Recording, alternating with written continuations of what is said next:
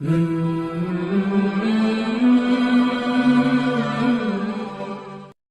اللہ الرحمن الرحیم ترضى عنك اليهود ولا النصارى اور ہرگز راضی کیجئے نستا سو یہودیان و نصرانیان حتی تتبع ملتهم چی دسو پرد دید مذہب پیروی نو کے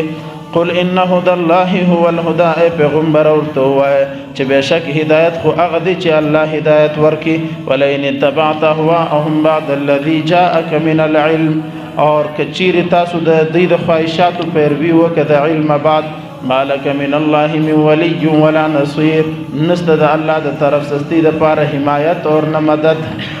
دا سورۃالبقرہ آیت نمبر 1 دی پا دی آیت کی اللہ رب العزت جو ٹوس فیصلہ ارشاد فرمائی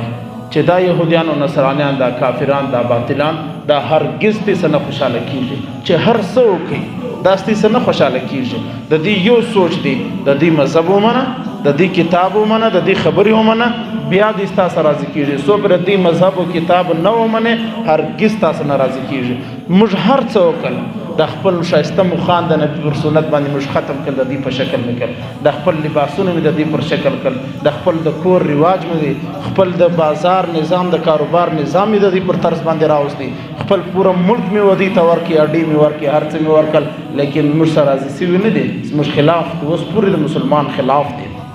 مش دا ملک خلاف دی پا دے وجہ خلاف دی چی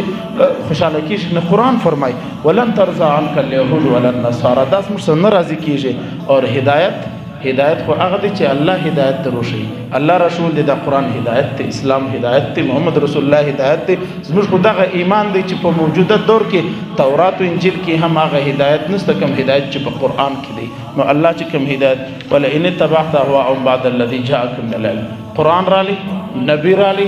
دین رالی صحابہ رالی وست دے بعد کدے کافر پر خبر روان سولے دیر ناجائز ہے دا اللہ دا طرف سے یو مدد یو نصرت نہیں اور دا اللہ پر نزدیک بانی دیر غلط گناہگارے لہذا وست یو شی ضرورت نستا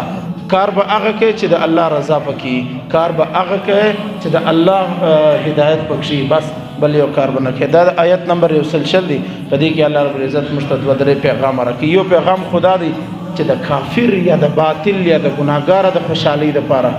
خپل یو جائز عمل پریشول دا ناجائز اور حرام دی مثال کے طور پر دیر القان بتا سوی دلی پلانکے گار دی ولی وکی بھائی انٹی والانو دو وجہ میں وکی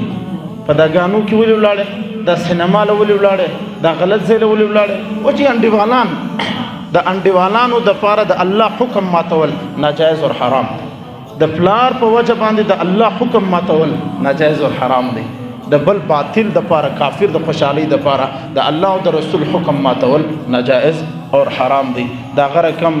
دا مسلمانانو سر چی کم کافران کی دے دا پارا نکی چیز ما استا سر محبت دی از ما استا سر راضی دی یا ہمدردی نا اگر صرف دا دے دا پارا کی چی دا مال پا ذریعہ باندی از ما استا ایمان واخی از ما استا نظریہ اور سوچ واخی اللہ دا مل